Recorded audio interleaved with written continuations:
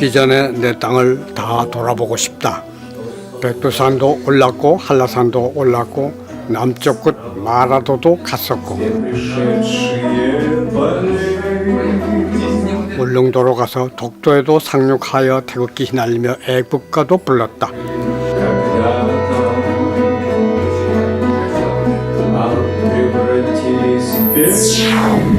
이제 서쪽 끝을 가보련다. 우리 노인 일행 약 30여 명이 백령도 여행에 나섰다. 9월부터 백값이 싸진다고 하여 방학인 8월 달에 가려던 계획을 미루어 9월 초하루에 1박 2일로 출발한다. 인천 연안부두에서 7시 50분에 출항하는 첫 배를 타야 하기 때문에 새벽에 길을 나섰다. 허기야 새벽잠이 없는 노인들이라 그리 큰 문제는 되지 않는다. 배는 낡아서 제대로 갈지 궁금할 정도다. 배에 타니 여승무원이 이러면 안 되고 저러면 안 되고 뭐는 하지 말고 승객들을 죄수 다루듯이 훈계를 한다. 배를 타도 밖을 나가지 못하게 한다. 더러운 작은 유리창으로 바다만 보아야 하니 소주잔이나 기울이고 잠을 잘 수밖에 없다. 영락없이 다른 형무소로 이감되는 죄수 신세가 틀림없다. 이상한 백령도 관광은 이렇게 시작되었다. 소청도에 도착해서야 죄수들은 갑판에 나가 바람을 쐴 수 있었다. 소청도에 내리는 분들이 짐과 함께 내리고 배는 대청도로 다시 향했다.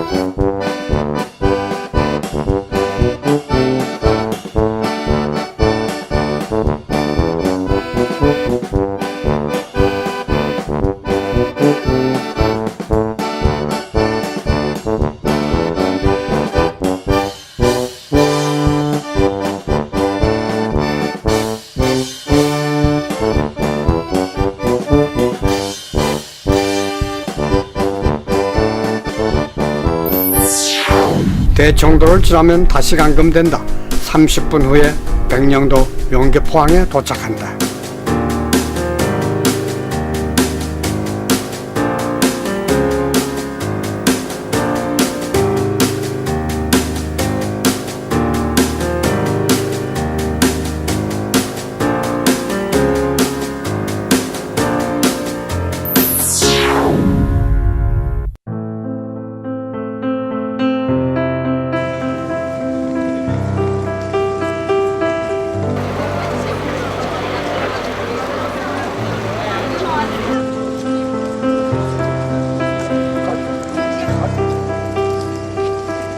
백령도 영기포 여객 터미널에 내려 대기하고 있던 관광버스에 안내대로 올라탔다.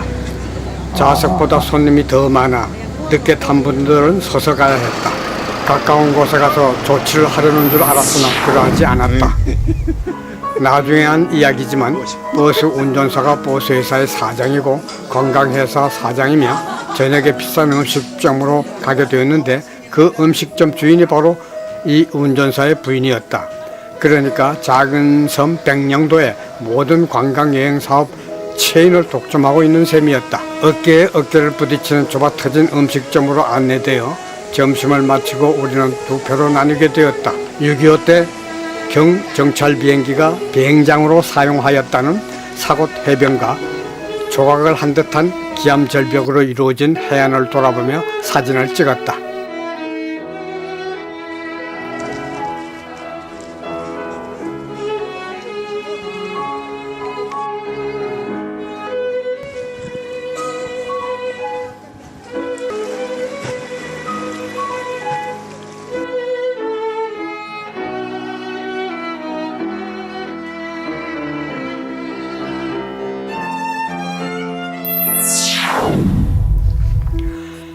영정봉사를 하는 팀은 이름과 떨어져 정겨운 마을과 농길을 달려 백령도 노인 요양원에 도착한다.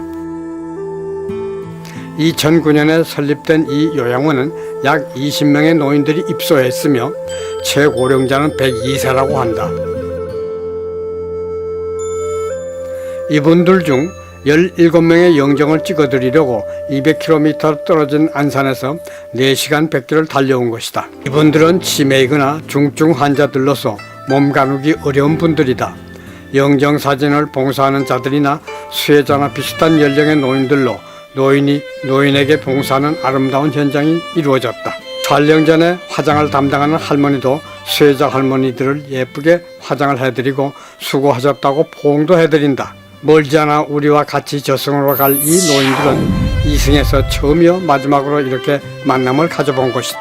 요양원 봉사자들과 기념 촬영을 끝내고 요양원에서 제공한 차편으로 관광 중인 일행과 합류지인 효녀 심청이를 모시는 심청각으로 갔다. 있어서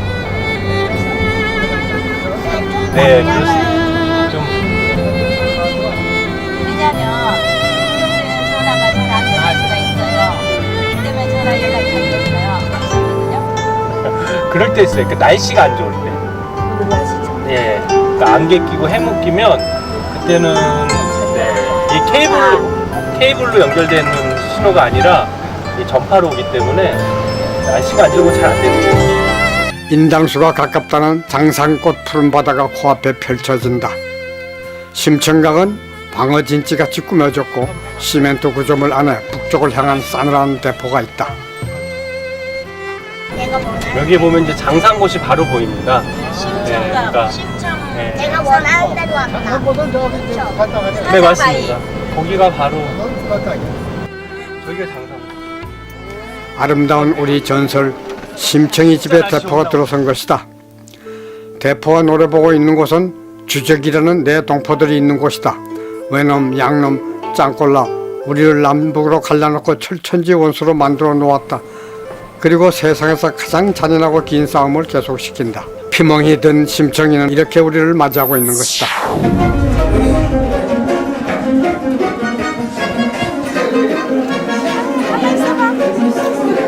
사자바위 해변으로 안내되자 최성림 선생이 좌판을 깔고 하모니카를 연주한다.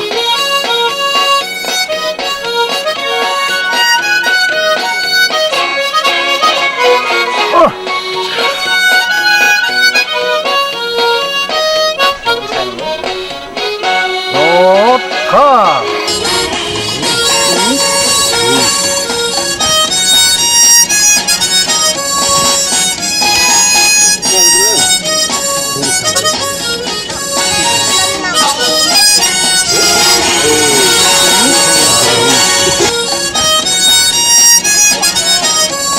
기념 촬영에 빠질 수 없고 우리의 구호인 나이아가라를 외친다.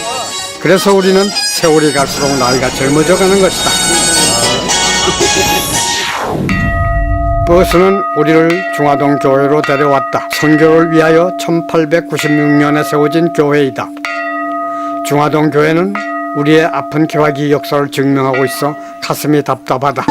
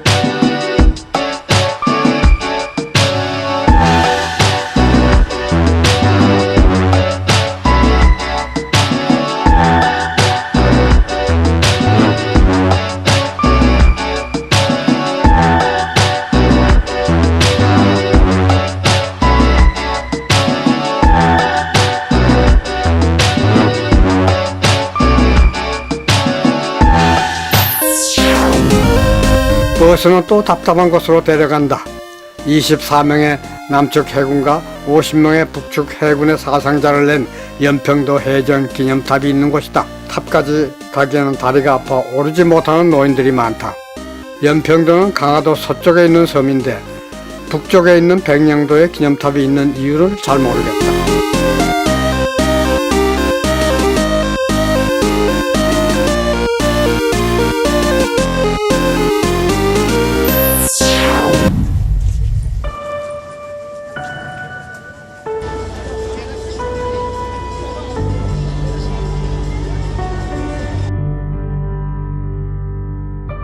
두무진에서 유람선을 타고 바다에서 백령도를 둘러보는 코스다.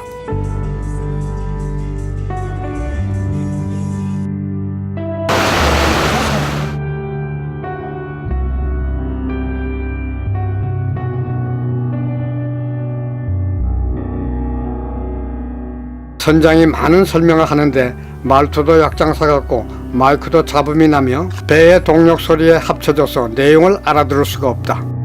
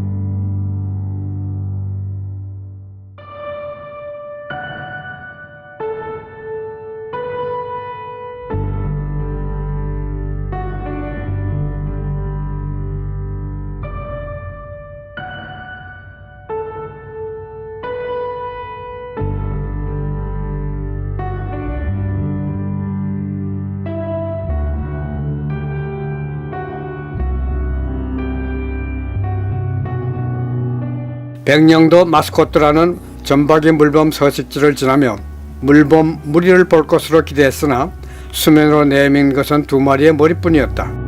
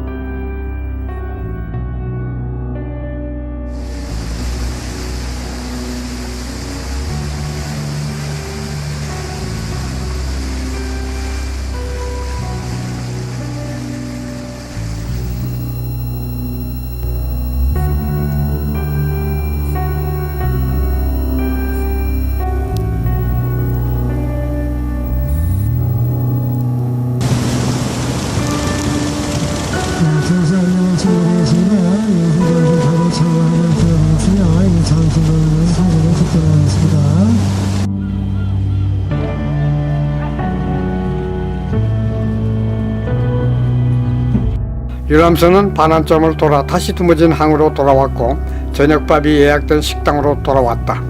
이 식당은 관광버스 운전사 부인이 경영하는 식당으로 한 상에 10만 원이나 하는 부담스러운 만찬이다. 여기서는 이곳이 아니면 저녁을 먹을 곳이 없다는 운전사의 피할 수 없는 권유로 오게 된 곳이다. 백령도는 이렇게 노인들을 계속 피곤하게 만든다.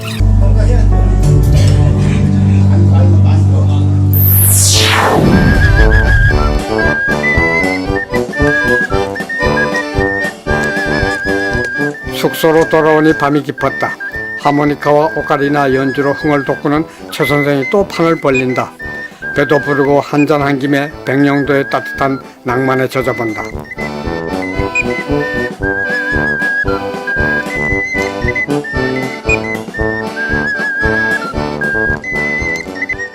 여인들은 숙소로 들어가 방방이 이야기의 꽃을 피우는 동안 남정네들은 야외 식탁에 소주상을 차려놓고 밤 가는 줄 모른다. 다음날 아침 아름다운 꽃이 반기는 햇볕이 찬란한 정원으로 나오게 되자 백령도 지네와 동침을 하고 물리기까지 한 Y씨의 이야기를 듣고 모두 놀랐다.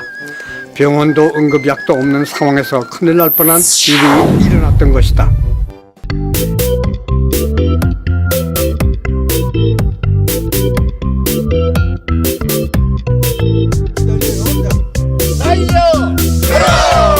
나이요! 가라! 나이요! 가라!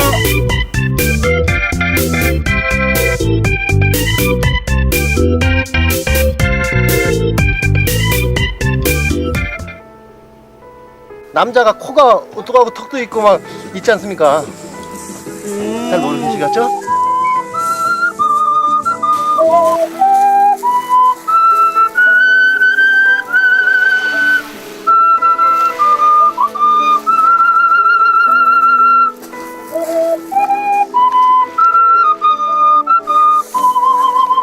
얼굴이 안 보일까봐.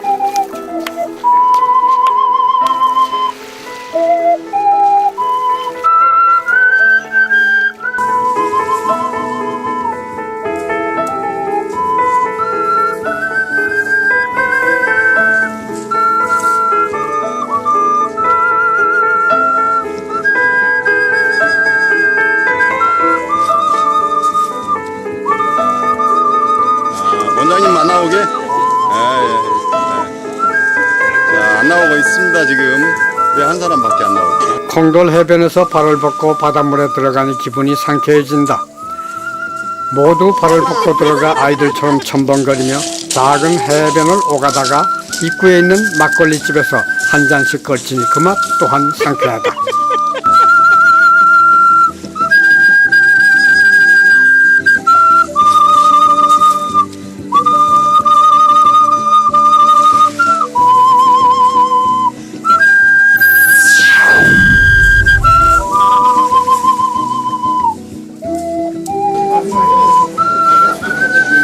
점심이 되어 메밀국수 집으로 안내되었다.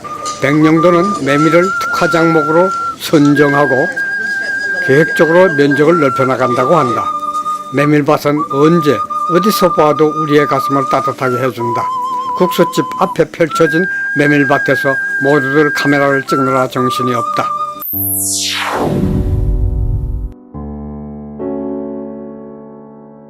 창문처럼 네모 구멍이 난 큰 바위가 있어 창문바위라는 이름이 붙여진 해변은 한적하고 깨끗하며 배경으로 늘어선 검은 바위돌이 묘한 대조를 이루고 있다.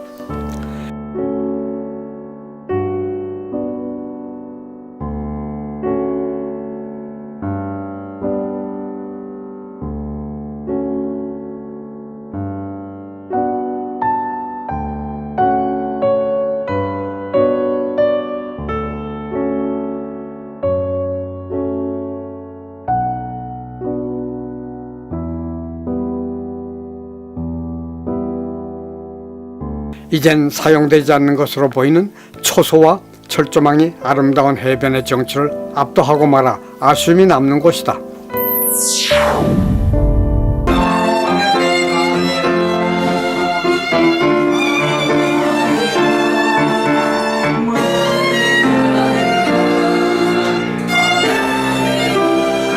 관광버스는 마지막이라 하며 해산물과 농산물을 저렴한 가격으로 판매한다는 토산품 가게로 데려다주어 미역과 다심하며 가공품을 두 손 가득히 들고 줄을 서서 기다리며 계산을 했다. 이것이 백령도 엇박자 관광 마지막 하이라이트였던 것이다. 여객터미널에 오니 똑같은 상표와 똑같은 포장을 한 해산물이 30% 낮게 팔리고 있었던 것이다. 백령도는 끝까지 노인들을 우롱하는 것 같아 씁쓸한 마음을 금할 수 없었다. 여객터미널에서 장산꽃 푸른 바다를 생각하며 백령도 관광지도를 다시 한번 살펴보고 인천행 페리호에 승선하였다.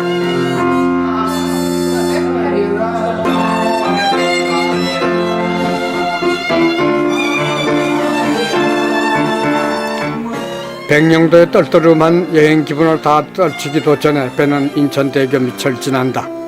그 큰 다리 위로는 다녀보았지만 밑으로 가보는 곳은 처음이었다. 다리를 뒤로 하고 떨어지는 해는 황금빛으로 바다를 물들이고 있었다.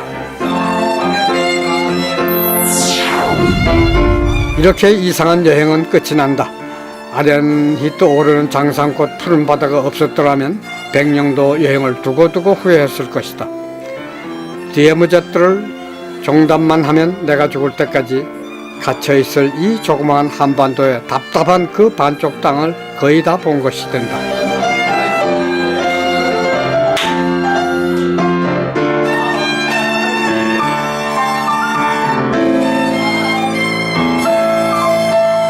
장산꽃 마루에 들리지 않는 북소리를 들으며 이제 이야기를 끝내고자 한다.